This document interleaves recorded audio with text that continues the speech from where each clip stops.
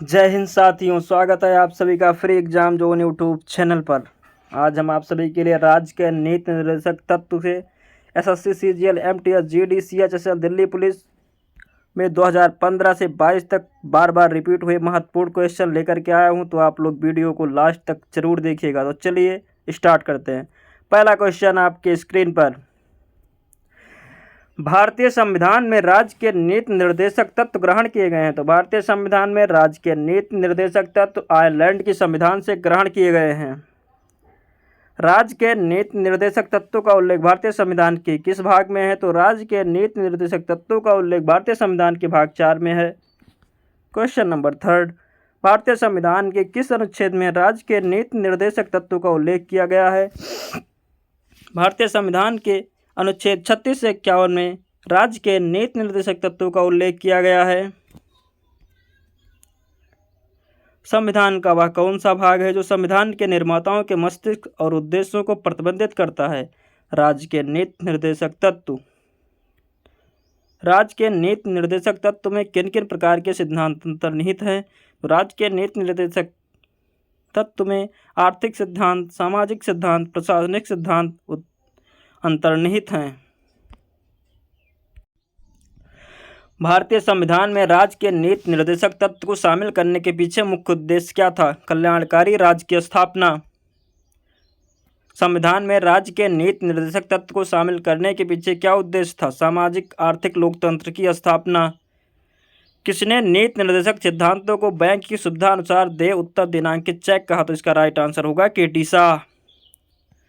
किस संवैधानिक संशोधन अधिनियम ने राज्य के नीति निर्देशक तत्व को मौलिक अधिकारों की अपेक्षा अधिक प्रभावशाली बनाया? तो इसका राइट आंसर होगा 42वां संवैधानिक संशोधन अधिनियम 1976। क्वेश्चन नंबर 10, भारतीय संविधान का कौन सा अंग समाजवादी व्यवस्था स्थापित करने की प्रेरणा देता है? तो इसका राइट आंसर होगा नीति निर्देशक तत्व। कौन राज्य के नीति निर्देशक सिद्धांतों में शामिल नहीं है? तो राज्य के नीति निर्देशक सिद्धांतों में सूचना का अधिकार शामिल नहीं है। संविधान के 42वां संशोधन द्वारा नीति निर्देशक तत्व में नहीं जोड़ा गया था सभी नागरिकों के लिए समान आचार संहिता। क्वेश्चन नंबर 13, संविधान के किस अनुच्छेद में न्यायपालिका का कार्यपालिका का से पृथक्करण का उल्लेख किया गया है? तो इसका राइट आंसर होगा अनुच्छेद 50। इसका राइट आंसर होगा अनुच्छेद 50। क्वेश्चन नंबर 14, राज्य के नीति निर्देशक सिद्धांत में से किस अनुच्छेद का संबंध अंतर्राष्ट्रीय शांति और सुरक्षा के संबंधन से है? तो इसका राइट आंसर होगा अनुच्छेद 51। क्वेश्चन नंबर 15, भारतीय संविधान के किस अनुच्छेद द्वारा निम्न दुर्बल वर्गों को शिक्षा संबंधित सुरक्षा प्रदान की गई है? तो इसका राइट आंसर होगा अनुच्छेद 46। काम करने के अधिकार को राज्य के नीति निर्देशक तत्व में किस अनुच्छेद के अंतर्गत रखा गया था? तो काम करने के अधिकार को राज्य के नीति निर्देशक तत्व में अनुच्छेद 41 में रखा गया था। क्वेश्चन नंबर 17, संविधान में कल्याणकारी राज्य का आदेश दिया जाता है नीति निर्देशक तत्व में। नीति निर्देशक सिद्धांत है, वाद योग्य नहीं है। नीति निर्देशक तत्वों का क्रियान्वयन किस पर निर्भर करता है? सरकार के पास उपलब्ध संसाधनों पर। मूल अधिकार और राज्य के नीति निर्देशक तत्व में क्या अंतर है? तो मूल अधिकार बाध्य योग्य है, जबकि राज्य के नीति निर्देशक सिद्धांत तत्व बाध्य योग्य नहीं है। क्वेश्चन नंबर 21, एक कल्याणकारी राज्य के निर्देश आदर्श वर्णित राज्य के नीति निर्देशक तत्व में है। क्वेश्चन नंबर 22, नीति निर्देशक तत्वों को कार्यान्वित करने के लिए क्या मूल अधिकारों का हनन हो सकता है? हाँ, कुछ का हो सकता है। भारत के संविधान में अंतर्राष्ट्रीय सुरक्षा को प्रोत्साहन देना सन्निहित है राज्य के नीति निर्देशक तत्व में।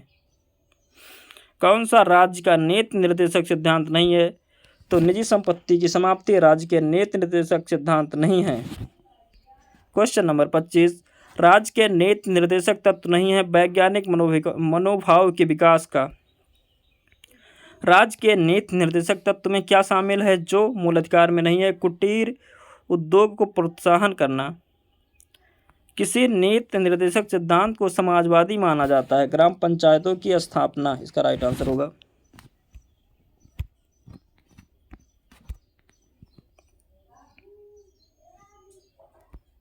क्वेश्चन नंबर 28, नीति निर्देशक तत्व का महत्व किसके लिए है? तो नीति निर्देशक तत्व का महत्व राज्य के लिए है। भारत के किस राज्य में समान नागरिक संहिता लागू है? तो भारत के गोवा राज्य में समान नागरिक संहिता लागू है। क्वेश्चन नंबर 30, राज्य के नीति निर्देशक सिद्धांतों के अनुसार किस आयु तक के बच्चों को निःशुल्क और मान्यवर शिक्षा देने की आशा की जाती है? 14 वर्ष। राज्य के नीति निर्देशक सिद्धांत किस प्रकार मौलिक अधिकारों से भिन्न है? राज्य के नीति निर्देशक सिद्धांत परिवर्तनीय है, जबकि मूल अधिकार परिवर्तनीय नहीं है। भारतीय संविधान का कौन सा संशोधन अधिनियम द्वारा टकराव की दशा में राज्य के नीति निर्देशक तत्वों को मूल अधिकारों की वरीयता प्रदान की गई है? 42वां संविधान संशोधन। क्वेश्चन नंबर 33, भारतीय संविधान के अंतर्गत कल्याणकारी राज्य की अवधारणा किस अनुच्छेद में वर्णित है? इसका राइट आंसर होगा अनुच्छेद 38। समान न्याय और निःशुल्क विधि सहायता का प्रावधान संविधान के किस अनुच्छेद में है? तो समान न्याय निःशुल्क विधि सहायता का प्रावधान संविधान के अनुच्छेद 39 में है, 39A। भारतीय संविधान के अनुच्छेद में कौन सा अनुच्छेद राज्य सरकारों को ग्राम पंचायतों को संगठित करने का निर्देश देता है? तो इसका राइट आंसर होगा अनुच्छेद 40। भारतीय नागरिकों के लिए एक समान सिविल संहिता प्रदान करने की बात कही गई है। तो भारतीय नागरिकों के लिए एक समान सिविल संहिता प्राप्त करने की बात अनुच्छेद 44 में कही गई है। तो दोस्तों ये लास्ट क्वेश्चन था। वीडियो पसंद आई हो तो लाइक कीजिए, शेयर कीजिए। जय हिंद।